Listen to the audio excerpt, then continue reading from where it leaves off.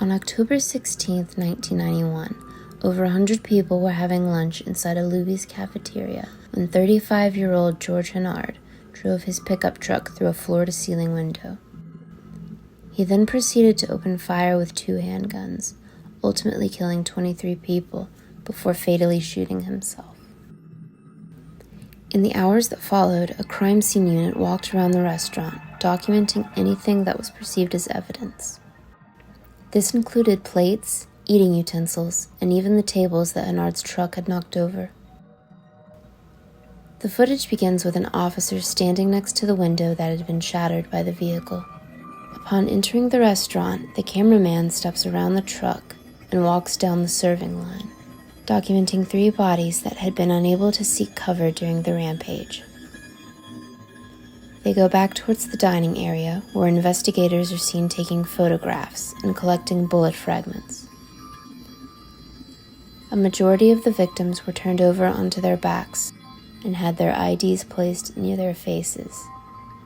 Every time the cameraman goes to a new body, he recites the person's name, location, and any visible wounds. In total, 23 bodies are filmed, including Hennard. 1 victim remains unaccounted for in the footage, as she passed away in the hospital from her injuries a few days later. It's unknown how long the video is, or if copies remain in the hands of former investigators. Clips of the walkthrough were first shown in the documentary Going Postal: 15 Shocking Acts of Violence. In 2017, an episode of Copycat Killers showed more graphic aspects of the walkthrough, while censoring the faces of the deceased. A Reddit user claimed to have viewed the footage years earlier during a criminal justice course they were taking in Bell County, Texas. They described details that hadn't been released or known until the airing of Copycat Killers. The user wrote, "The videographer entered the restaurant through the same path of the perpetrator's vehicle and began to pan to the left where the line had been formed. They went from victim to victim, documenting their location. The investigators had taken the state IDs and driver's licenses of the deceased and laid them on top of their chests to note their name and location. They had already turned over all of the victims so that the videographer could get a clear picture of their face." One of the most disturbing moments, however, is when an elderly man's body is documented near that of his wife. His eyes are wide open, and his mouth is slightly agape, as if he was about to scream before being shot.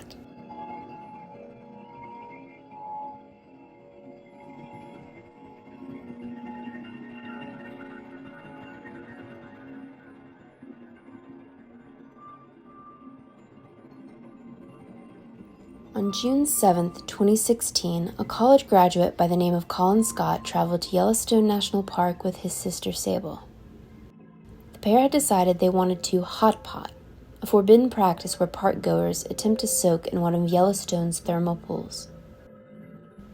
Throughout the park's history, at least 20 people are confirmed to have died from attempting an activity like this. What separates this incident from the others is the fact that Colin's demise was captured on video. That afternoon, Colin and Sable ventured away from the boardwalk in an attempt to secure privacy from the park rangers. The pair walked about 200 yards before Colin found a spot that he liked. After reportedly talking things over, Sable pulled out her phone to record the video. According to a vague description of the footage, Colin had initially tried to dip his toes into the water before he lost his balance and slipped into the geyser. He begins to scream as the water boils him alive. Sable panics and tries to help him. Realizing that her efforts are useless, she stops recording and runs off to find help. When park staff arrived at the geyser, they found Colin's lifeless body floating in the water. An effort was made to retrieve the remains, but an ensuing thunderstorm delayed the process.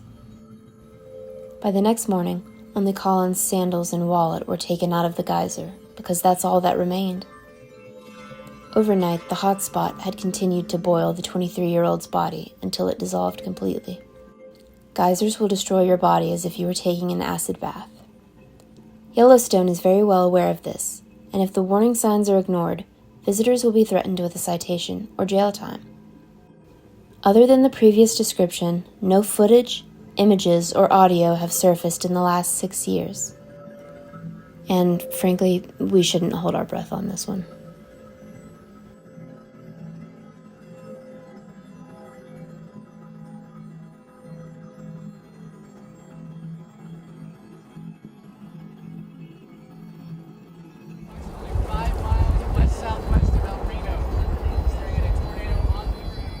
On May 31st, 2013, El Reno, Oklahoma experienced one of the worst natural disasters in recent history. At 6:03 p.m., a twister touched down in the rural areas and began to reach speeds of up to 175 miles per hour. Storm chasers Tim Samaras, Paul Samaras, and their colleague, Carl Young, attempted to document the tornado in their Chevrolet Cobalt as they made their way towards the US 81 highway. Samaras had started the TWISTEX project, and this led to several contributions with Discovery Channel on the series Storm Chasers.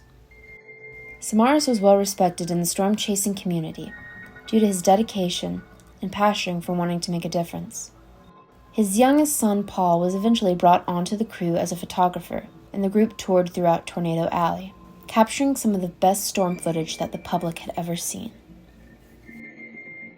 May 2013 had been a busy month for Samaras, as his crew had already been documenting several tornadoes in Oklahoma. When the tornado in El Reno formed, Samaras had reportedly planned to place several turtle drones along US 81. Unbeknownst to many, this particular tornado was severely unpredictable.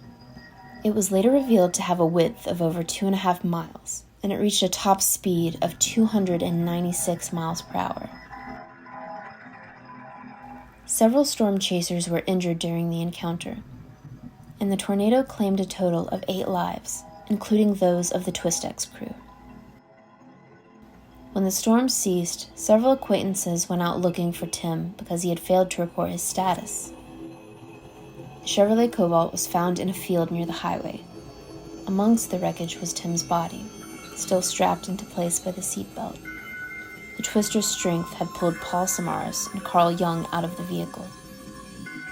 When Tim's own camera was recovered in the wreckage, it was discovered that the group's final moments had been recorded as the El Reno tornado overpowered their car.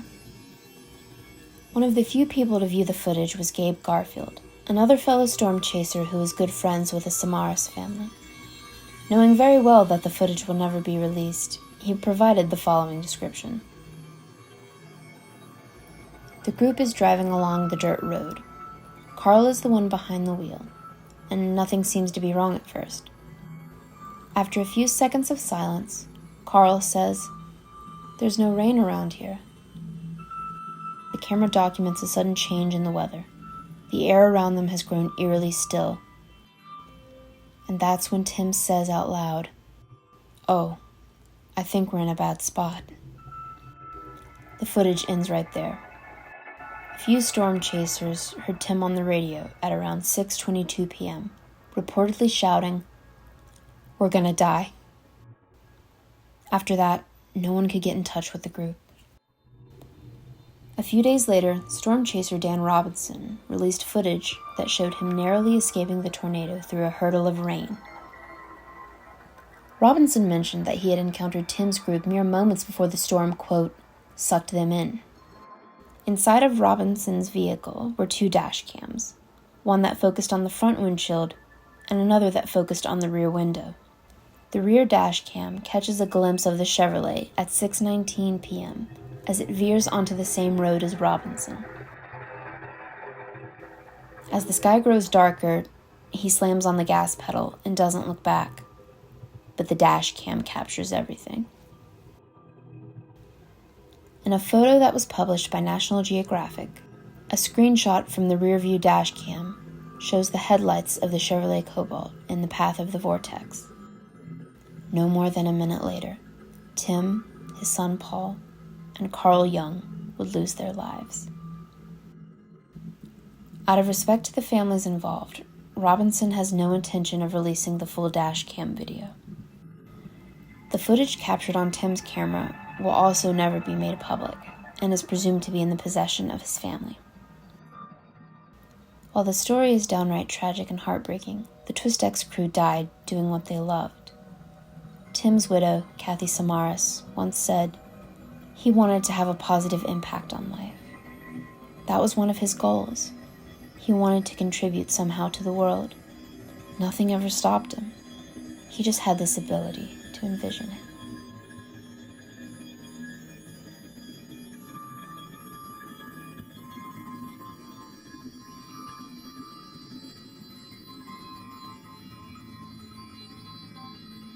In December 2017, adult film star August Ames, birth name Mercedes Grabowski, took her own life after experiencing backlash on social media for comments that were perceived as homophobic. Prior to her passing, Ames had been struggling with bipolar depressive disorder and alleged that she had been assaulted by her paternal grandfather when she was in elementary school. On December 3rd, Ames expressed concern over a scene she was supposed to film for Erotica. Her co-star allegedly participated in several gay films without wearing a condom. Ames wrote on Twitter, "Whichever lady performer is replacing me tomorrow for Erotica, you're shooting with a guy who has shot gay porn, just to let you know. Do agents really not care about who they're representing? I do my homework for my body." When users began harassing and targeting Ames, she was quick to defend herself, claiming that she was only concerned for her sexual wellness. And, furthermore, she herself was openly bisexual. But the firestorm continued, and 2 days later, the actress was found deceased at a park. In early 2019, the general public learned that August Ames had filmed a scene with Marcus Dupree for a big production company that was never publicly named. The scene was produced in Las Vegas, Nevada, 6 weeks before Ames took her own life. When covering the story for their podcast, The Last Days of August, producers John Ronson and Lena Mizitsis were granted permission to view the footage on the condition that they wouldn't record anything. After watching the scene, Mizitsis describes what they just witnessed. It's made clear that Ames was pushed out of her comfort zone. She's visibly startled when Dupree forcefully switches her into another position. At one point during the shoot, Dupree takes her pink thong and wraps it around her head before jerking her around with it. Adding to the humiliation, the thong is then shoved into Ames's mouth, making her gag. Once the scene was finished, she was interviewed by a crew member in order to establish consent for legal purposes. She holds up her paycheck and is asked, quote, if she was treated okay. Ames replies with yes, while the camera focuses on her face. According to Mizitsis, Ames is no longer wearing makeup, her hair is held back in a ponytail, and she looks as if she was on the verge of tears. While the running time wasn't mentioned, a typical scene would last somewhere between 20 to 40 minutes. Ronson says that viewing the scene was, quote, the hardest part of making the entire podcast. What we were watching in that moment was the moment that she decided to die. That's what we were watching, and it's awful. That was the truth of it. That was the moment when she reached the point of no return. The Twitter incident may have just been the icing on the cake. Ames's final scene is rumored to still be in the possession of the company that produced it. In order to save face, the scene may have very well been destroyed. Even if someone is currently in possession of it, Ames's husband remains adamant that it will never be made public.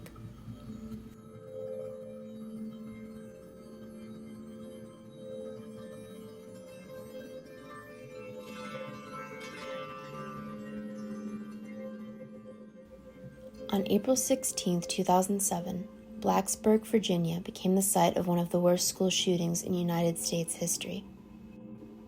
A 23-year-old English major named Sung-Hui Cho took the lives of 5 professors and 27 students. Upon entering Norris Hall, Cho chained the doors shut and made his way to the second floor, where he opened fire at 9:40 a.m. Students in room 211 heard the loud bangs and initially thought they were coming from a nearby construction site. After peeking out into the hallway, The professor closed the door in a panic and urged one of her students to call 911. An international studies major named Colin Goddard pulled out his cell phone, while some of his classmates took the opportunity to hide underneath their desks. Colin tells the dispatcher that someone's shooting inside of Norris Hall. He gives them the address and says that his professor is trying to help another student block the door. Not even a minute into the call, the shots grow louder as Cho fires through the door and makes entry to room 211. By now, Colin has placed himself on the ground and stops speaking to the dispatcher. The shots are deafening, and at one point, a chorus of female screams can be heard through the gunfire. After another shot, Colin can be heard gasping to the dispatcher that he's been hit. Soon there's a scratching sound as the cell phone glides across the floor. It gets picked up by Emily Haas, who conceals it underneath her sweatshirt. Cho leaves the room, and Emily says that several people in the classroom have been hit. In the background, a surviving voice tells those who are still conscious that they have to be quiet. Cho eventually returns, this time shooting at Emily and those who were previously injured. A bullet grazes her head, and the noise is deafening as Emily screams into the receiver. The dispatcher can be heard asking the units what their estimated time of arrival is going to be. Though Emily is still alive, she refuses to speak, but her muffled breathing can be heard for the next 2 minutes. Cho returns for a third and final time. A few more bangs are heard before everything goes quiet. At that moment, Cho had decided to take his own life. While Colin and Emily both survived, they're not eager to talk about the audio for obvious reasons.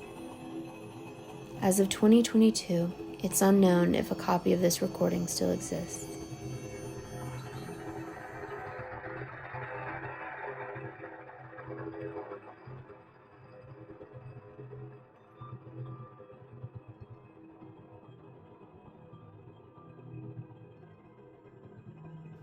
Centerfold Celebrities 2 is a 1984 adult film that caused controversy when it was revealed that one of its scenes may not have been entirely consensual. For the scene in question, Jamie Gillis and Brooke Fields are seen being intimate. Gillis was notorious for pushing the limits of his female co-stars, who were often in physical pain by the time filming had completed. In this instance, there was no foreplay or previous stimulation. Fields appears to be physically uncomfortable, asking Gillis to stop when the pain was too much to handle. Eventually, she looked over towards one of the crew members and whimpered, "Help me." As a result of how she was treated, Fields reportedly demanded that her scene be pulled from the film. For years, many stood by Gillis and denied the scene's existence. But with adult entertainment becoming easily accessible through the internet nowadays, a snippet of the scene found its way online in January 2020. The footage is grainy and the camera work isn't stable. The snippet itself has been heavily edited, which eliminates any evidence of Fields crying or protesting. Gillis passed away from cancer in 2010. Fields eventually retired from the adult film industry after she married a wealthy businessman. Should the scene find its way online, it's more than likely that additional footage of Fields crying will have been muted or removed altogether.